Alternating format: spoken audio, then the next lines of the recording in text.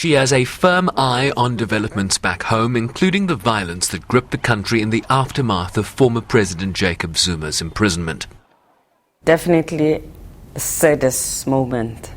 And for it to happen around the time when we were preparing to celebrate Madiba made it even more saddening.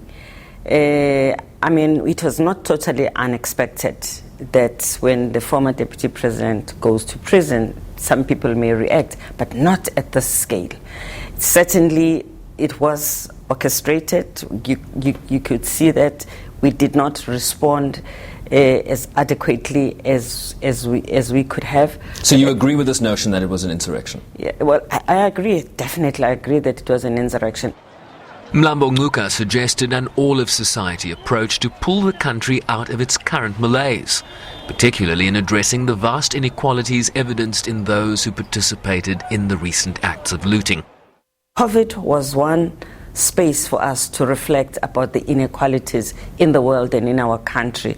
And this activity was for specifically South Africa, a moment for us to recognize how much poverty we have in our country and how we all are supposed to go. Probably for me, this just said to me, even if I would have wanted to do something else somewhere else in the world, this is not the time. This is the time to be in South Africa. So I'm glad that I'm able to go back home now and find something to do. She was pointed when asked about her loss as part of former President Thabo Mbeki's slate at the ANC elective conference in 2007, where she ran to be the party's Treasurer General. I actually had internalized it before because I could see it coming. Maybe if they had me, they would not have had so much money lost anyway. I don't think I would have stolen. I want to take you back to the 52nd. We pressed her on why she resigned as deputy president after Mbeki's recall in 2008. And with that, what could have been a historic moment were she to have succeeded him. I thought that the relationship was so much broken.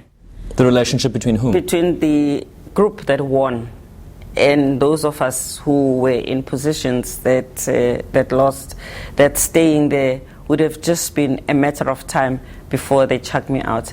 And I really did not want to complicate the situation.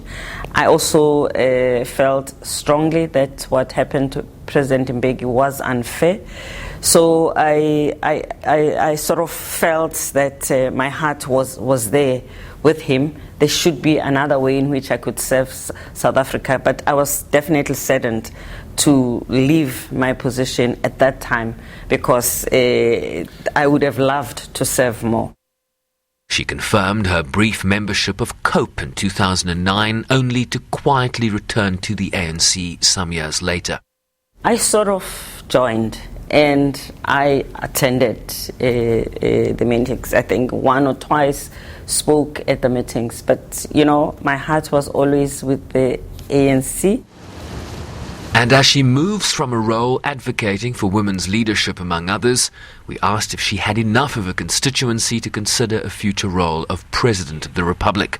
Well, I certainly don't know. I haven't tested that. And this is not something I would want to ever rush into.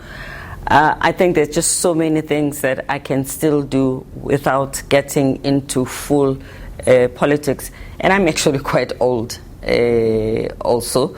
So it's important to also create the space for younger people. I think if they have to recycle me, that means that we are not in a good situation. So I do want to encourage more younger people to get into politics, but I want to be there behind them to support them so that they can take the space.